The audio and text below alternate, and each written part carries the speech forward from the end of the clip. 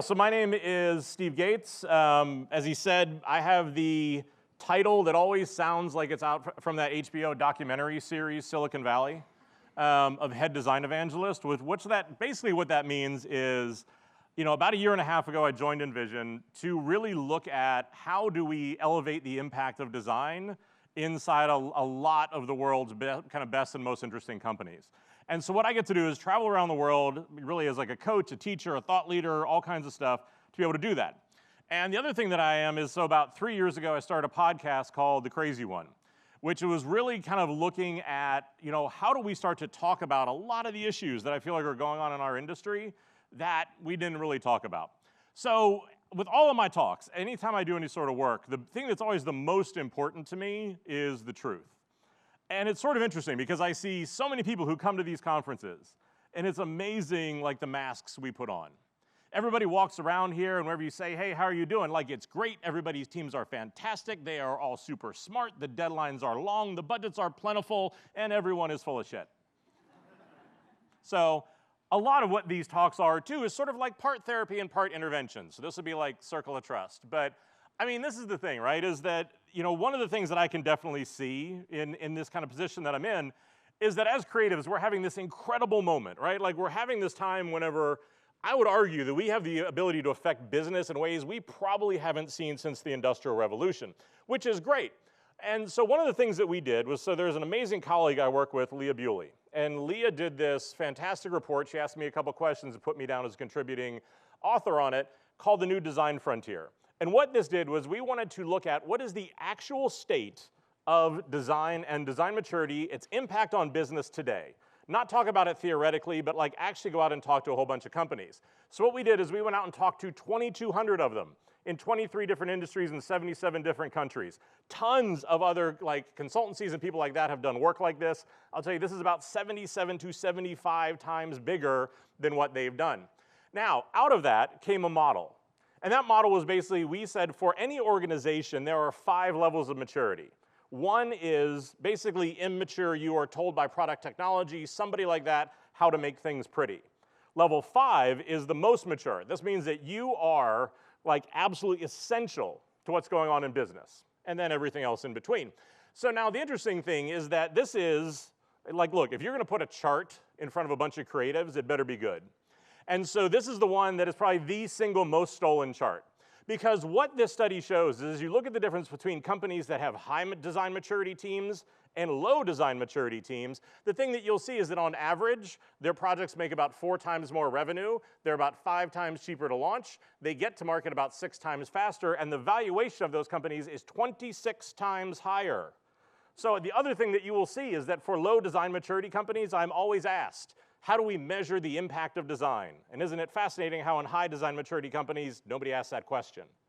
But here's the other thing about this, is that whenever you actually map out all this data, the concerning thing, especially for me, is that 83% of the world's companies are in the middle to bottom of this maturity scale.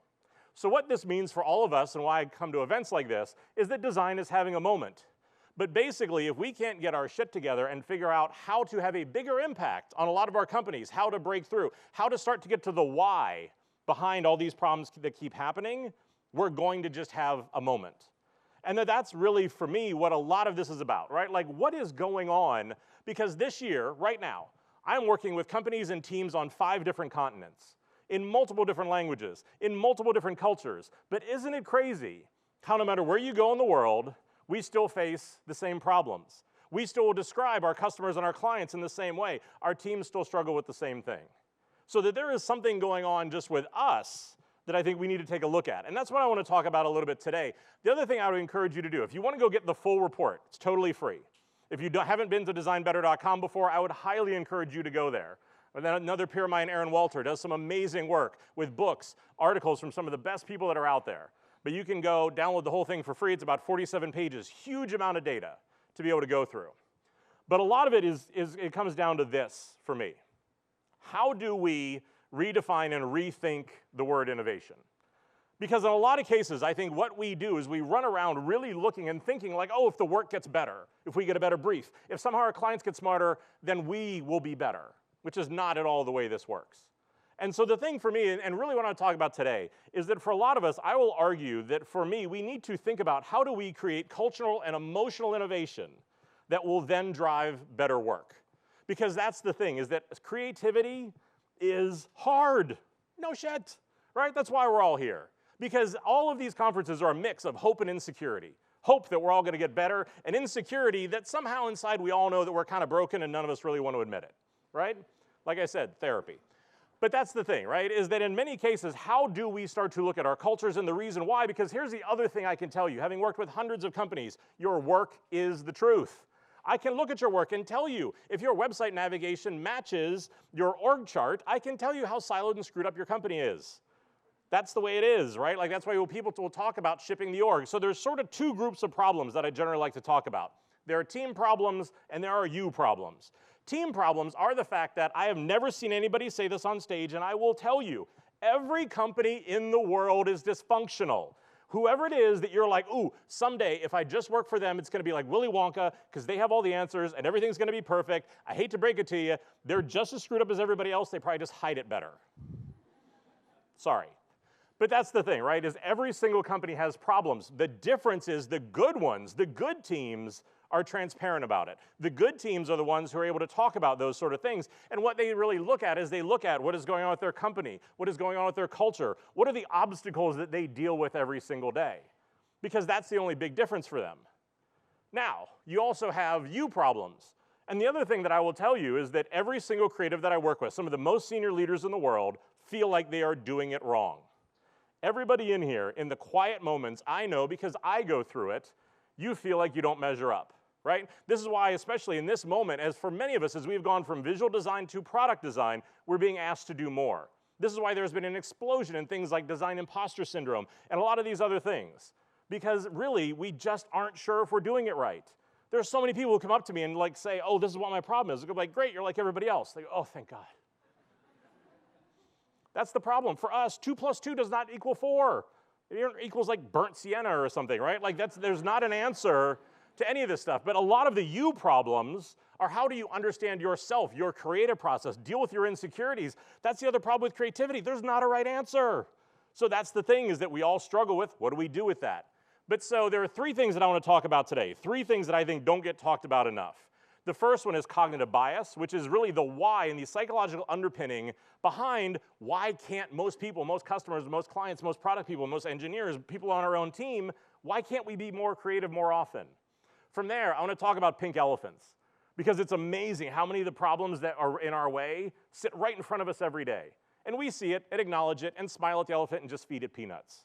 So we're going to talk about that a little bit. And then finally, I want to talk about actually accepting yourself. Because like I said, there is just a crisis of creativity that's going on in this industry right now that I really want to talk about. But let's start with cognitive bias. And I know you thought, sweet, we get to hear about psychology, but I'm going to just stick with me on this one.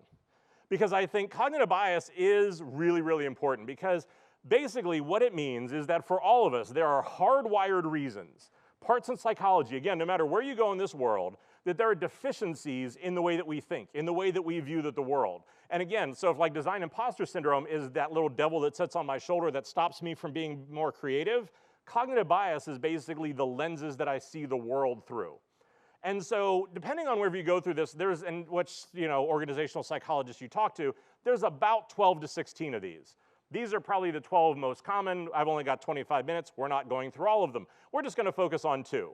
And the 2 that we're going to focus on for this are going to be confirmation bias and observation selection bias. As I go through this, I guarantee you, you're going to think about a person, a meeting, something you may have been doing today that has been affected by this.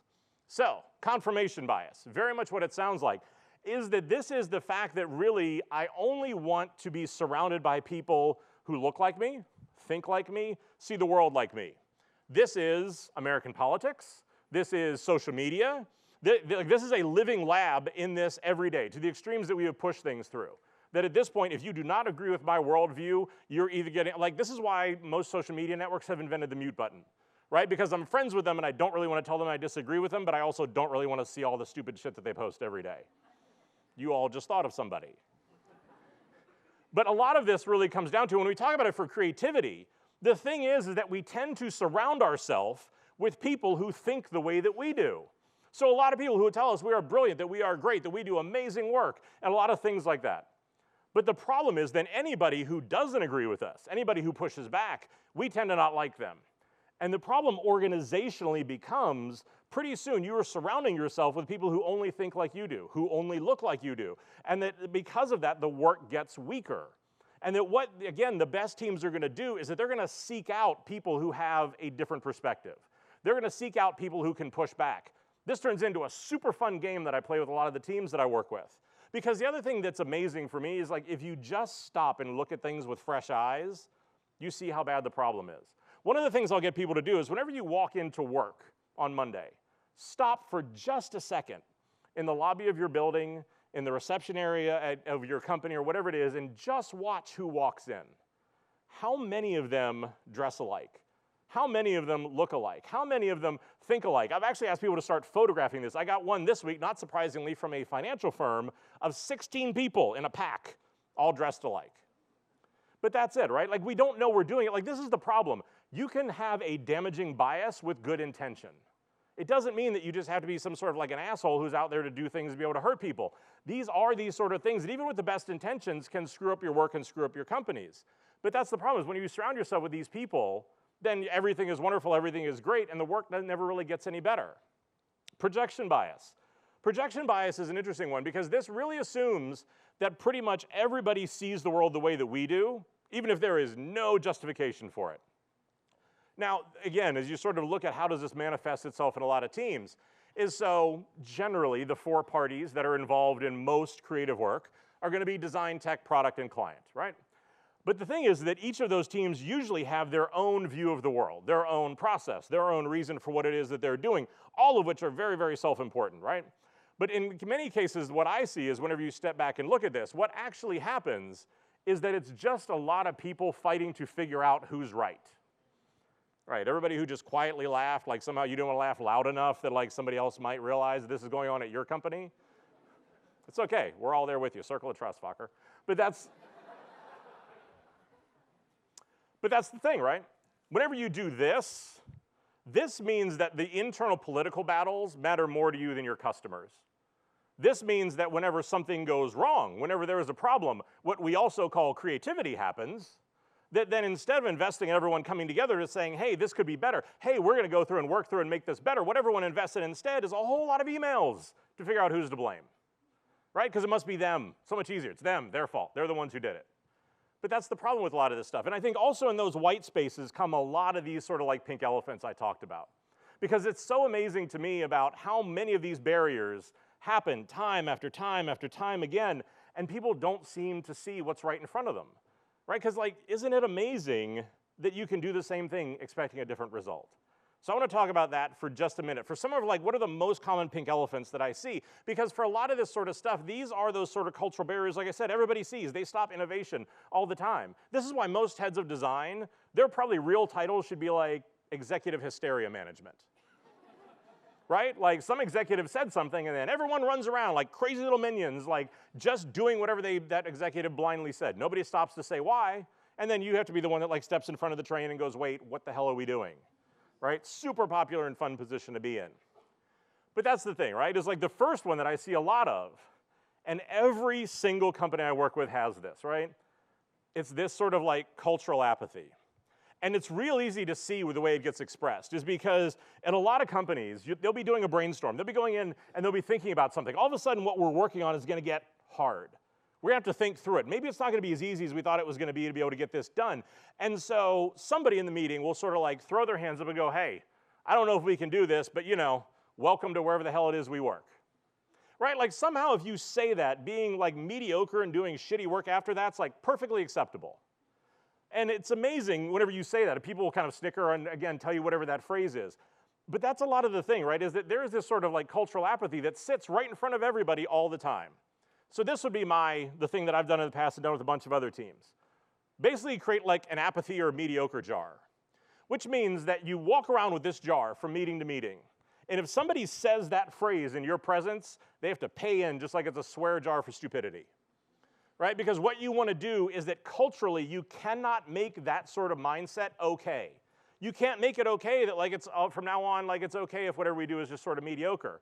That's why all those examples we saw before of like children sliders and like all that's like that's what that came out of, right? When somebody said, "Hey, welcome to wherever," and they're like, make the number of kids a slider. Because that's how it comes about. There are other things like fear of failure. And now I'll take a quick detour here. There are also certain words that I'm on a rampage against. Light bulbs are one of them. If you know anything about me, right? Like light bulbs are bullshit, right? And we need to stop using these. I cannot tell you how many presentations I see have like light bulbs in them, which basically means you're telling your customers, your executives, your coworkers that what we do is easy. Right, like you just wait for this moment whenever, oh, there's a light bulb and it like rains champagne and puppies and you get all the answers. Because that's how this works. Creativity is a blue-collar profession. Think about what you say. Think about the standard you set. Failure is another one, right? Like failure is badly positioned learning, right? Like this is the other one I see all the time. People have that like Facebook poster of like, move fast and break things. Cracks me up. Because what nobody talks about was 2 weeks after that poster went up, another one went up over it that said, slow down and fix your shit. Failure is a bad outcome. We do not want to fail fast. Failure means that you held on to an idea too long. You didn't share it. It meant that you didn't do these sort of things, right? So for me, it's about the fear of learning because that is something that we all want to do. Nobody says, I want to fail. Or if you do, you don't really understand what the word means. But that's a lot of the thing for me is like what I do with a bunch of teams is if you need to make this idea of learning okay. So do this. Once a week, whenever you have your big team meeting, once a month, whatever it is. What I used to do in the past was that I would give a bottle of champagne to the person on my team who would stand up and admit that they screwed up the biggest and what they learned from it, because that was learning. Because what people were doing was actually failing, because they were making mistakes and trying to keep it to themselves with this idiotic notion that like what they did had to be perfect. That's not the way this works. Like I can tell you inexplicably, if you want to do innovation, you've got to get it wrong, and you're probably not going to know where you are going to end up whenever you start. Generally, companies have an allergy to both of those things, which is why it makes that difficult. But do practices like this. Make it like, are you kidding me? People want to show up every week and tell me the mistakes that they made and what they learned from it, and they're excited about it? Sign me up for that, right? As opposed to this other thing where everybody just runs around kind of hiding these mistakes from everybody. A lot of it is also team mentality. And the mentality really comes to the fact that, like, look, I see so many of us, we obsess over process and methodologies and our design systems and all these sort of things, right? For me, and it's just like so much of this, in the end, is just like the product of like bad communication and stupidity. Like just somebody did something, so we need a process to be able to fix it. Do we really? But that's the thing, is that we do not think at all and try to care for the mentality of how do you show up every day? What is the social contract you have built between you and your team members for how you hold each other accountable to your mental state whenever you show up? Because isn't that what is so much of this really becomes down to? And so a lot of this for me are to create things that I will call behaviors. So it's like, great, have a design system that will define the way your work looks. Go out and have a methodology that will define the way you can be repeatably successful in having good ideas. But then also define behaviors. Because behaviors are going to be the thing that will care for how do we all show up mentally. And I'll give you a couple examples for this. One, a simple one, like put customers at the center. So this is something, if I have projection bias issues and it's about who's right, well, here's something, then why don't we actually go talk to the people who we designed for? Crazy idea, I know, but that's the thing, is that what that allows us to do is that it's not about if design is right or tech is right or product is right. Nobody cares about that. What it matters now is what the consumer wants. But we all agree to this. So when somebody doesn't do it, I don't have to be the asshole who's saying like, hey, that's not what we should do. Because we've all agreed to what this is. Or other weird things like invite diverse perspectives to the table. Yes, bring legal, bring your regulators, bring these other people who I know nobody is super excited about having in a lot of meetings. But here's the thing I can tell you. There's, again, a simple psychological fact. People will support what they're a part of. Most stuff from legal gets shot down because you waited until the very end to show them something. Then yes, it's either a yes or no and that's it. Bring them into, earlier in the process, have a little faith in what it is you're doing, and to be able to do these sort of things. Now, the last thing I just want to kind of quickly talk about is more of like a you problem, right? Because I think that it's also very easy for us to say, this is a challenge with our team, this is a challenge with our company. We are a part of this equation as well. And it has been astounding to me over the 3 years that I've done the podcast, over the last year and a half that I've been in this role, how many creative people I see struggle in silence. And because I think a lot of this really comes down to the fact that like most creatives, I think honestly have no idea who they are, right? Because in many cases, whenever you go out and try and find the job, you come out of school, you do those things, it's like this like Mad Max dating process, right?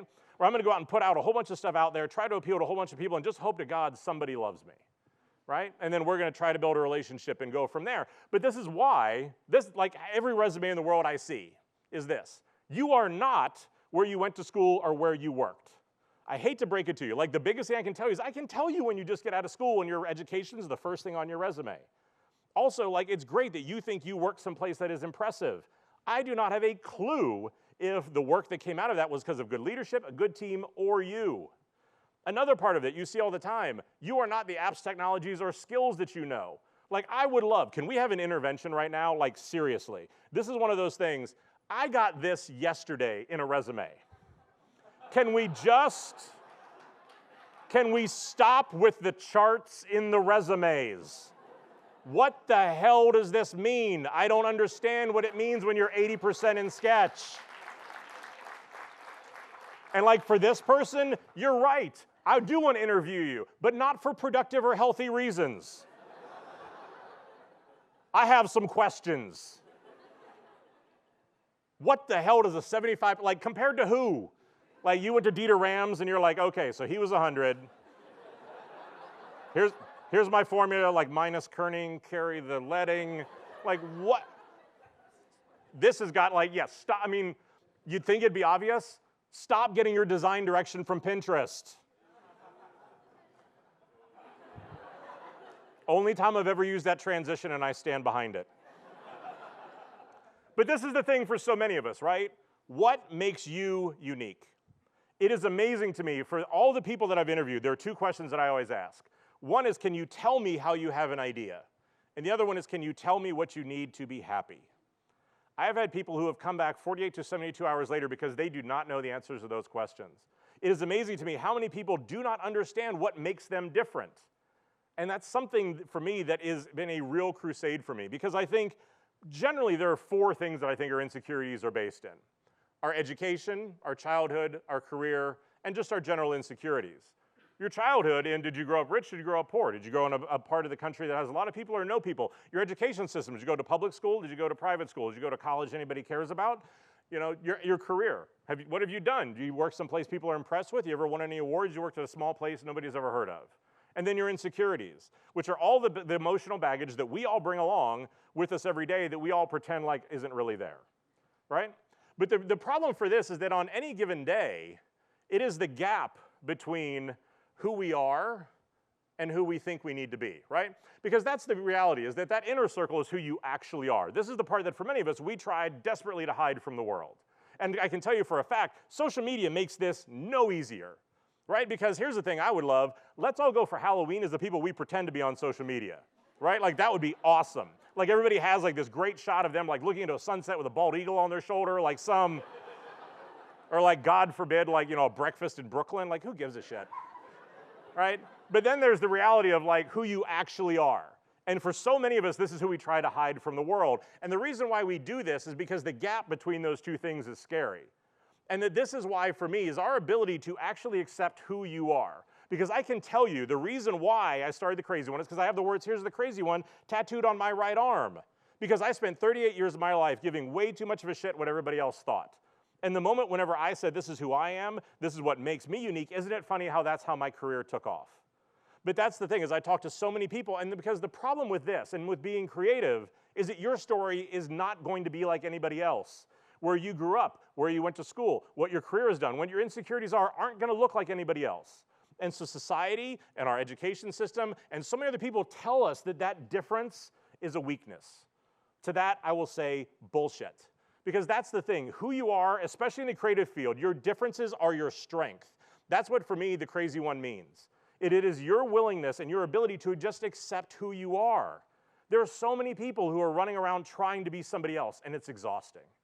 That's the thing for me, right? Is you need to focus on who you are, not on who you think everyone wants you to be.